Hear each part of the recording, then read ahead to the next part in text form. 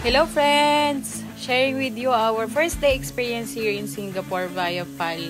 Naka-experience din kami ng free meal kasama ang tatlong Powerpuff Girls.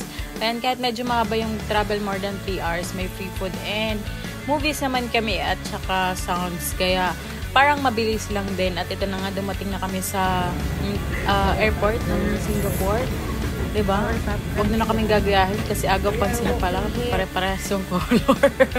So, hindi siya masyadong nakakatawa. Pero, though identifiable naman kami, mabilis makita at mahanap kung nasa naman kasama. Ito naman yung highlights ng airport sa Singapore.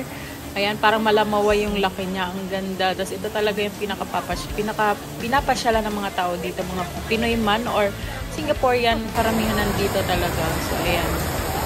Sulit kahit maghapon kayo dyan. Hindi nyo kayang maikot. Nandito na lahat ng mga brands and mga bilihin.